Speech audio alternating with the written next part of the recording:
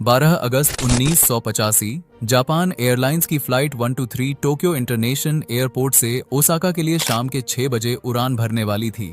इस फ्लाइट में 509 पैसेंजर्स और 15 क्रू मेंबर्स सवार थे। प्लेन ने शाम के 6:12 पर टेक ऑफ किया।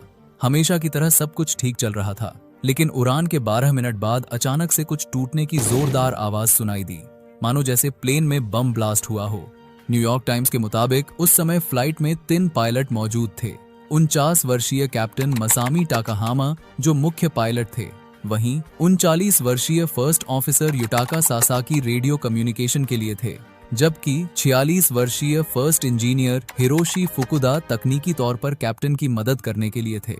जैसे ही ब्लास्ट की आवाज आई, तीनों पायलट चौंक गए। तभी एक और धमाके की आवाज फिर से आई। कैप्टन मसामी ने चेक किया कि कहीं इंजन में कोई गड़बड़ी तो नहीं है, लेकिन इंजन तो बिल्कुल सही था। अब वो आवाज किस चीज की थी, इसका पता लगाया ही जा रहा था कि अचानक से कॉकपिट में अलार्म बजने लगा। ये अलार्म कॉकपिट के एयर डिकम्प्रेशन का था। दरअसल प्लेन के कैबिन के अंदर कहीं से तो हवा बाहर निकल रही थी, इसलिए प्लेन के अंदर हवा का कंप्रेशन मेंटेन नहीं हो रहा था। फिर प्लेन में और भी दिक्कत आने लगी। प्लेन अनियंत्रित होने लगा, कभी लेफ्ट तो कभी राइट की तरफ प्लेन झुक रहा था। अब इस प्लेन को पायलट कंट्रोल नहीं कर पा रहे थे, इसलिए उन्होंने तुरंत ही इमरजेंसी घोषित कर दी। फिर टोक्यो एटीसी से कहा कि हम हेनेडा एयरपोर्ट की तरफ आने की कोशिश कर रहे हैं, लेकिन काफी देर हो चुकी थी। यह प्लेन करीब 30,000 फीट की ऊंचाई पर था। इतनी ऊंचाई पर हवा सांस लेने लायक नहीं होती है। ऊपर से प्लेन के अंदर जितनी भी प्रेशराइज हवा थी वो भी तेजी से बाहर निकल रही थी। प्लेन में ऑक्सीजन मास्क तो थे, लेकिन वो भी कुछ ही मिनट तक ऑक्सीजन दे सकते थे। लाचार पायलट प्लेन को बचाने की लाख कोशिश करता रहा। अब यह प्लेन कभी ऊपर उठता तो कभी नीचे जाने लगता, कभी लेफ्ट तो कभी राइट की तरफ झुकता।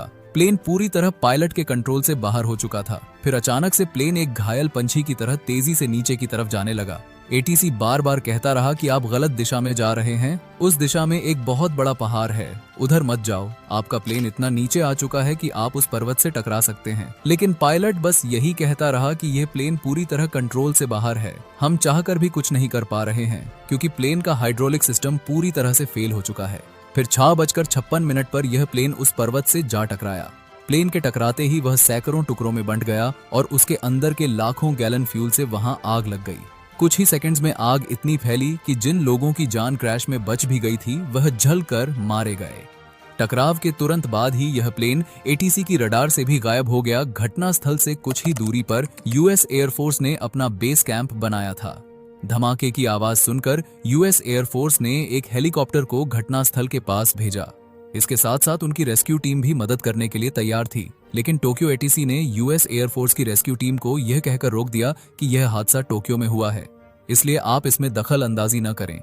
टोक्यो एटीसी ने रेस्क्यू के लिए पहले अपने एक हेलीकॉप्टर को वहां भेजा, लेकिन 20 मिनट तक ढूंढने पर भी उन्हें वह जगह नहीं मिली जहां यह घटना हुई थी। इसलिए रेस्क्यू टीम का हेलीकॉप्टर वहां से चला गया और वापस जाकर यह कह दिया कि इस हादसे में सभी पैसेंजर मारे गए हैं।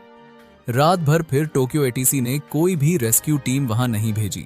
वे सुबह होने का इंतजार करते रहे, लेकिन यह उनकी सबसे बड़ी गलती थी। दरअसल घटनास्थल में कई लोग जिंदा थे, वे गंभीर रूप से घायल थे। उन्हें एक उम्मीद थी कि उनका रेस्क्यू कर लिया जाएगा, लेकिन वो गलत थे।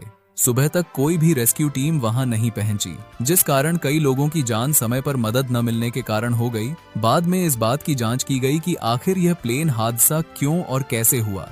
इन्वेस्टिगेशन टीम ने पता लगाया कि प्लेन में 2 धमाके हुए थे। पहला धमाका हुआ तो प्लेन में एक छेद हो गया, जिससे हवा बाहर जाने लगी। दूसरा धमाका तब हुआ जब प्लेन की टेल टूटकर अलग हो गई। जांच में पता लगा कि प्लेन की ढंग से मेंटेनेंस नहीं की गई थी। जब इन्वेस्टिगेशन टीम जांच के लिए मेंटेनेंस टीम के पास गई तो एक बड़ा सबूत हाथ लगा। दरअसल हादसे से 7 साल पहले भी इस प्लेन की टेल में कुछ दिक्कत आ गई थी। उस समय पायलट ने जैसे तैसे प्लेन को लैंड करवा दिया था। हालांकि उस हादसे में किसी की जान नहीं गई थी, लेकिन प्लेन को मेंटेनेंस के लिए भेज दिया गया था। मेंटेनेंस टीम ने उसे रिपेयर तो किया, लेकिन ढंग से नहीं। टेल के हिस्से में 3 प्लेट की जगह सिर्फ 2 ही प्लेट डाली गई थीं। जॉइंट को भी ढंग से नहीं जोड़ा गया था, जिस कारण यहीं से दिक्कत आनी शुरू हुई जब फ्लाइट ने उड़ान भरी। दोस्तों, आज की वीडियो में बस इतना ही। फिर मिलते हैं एक नई कहानी के साथ।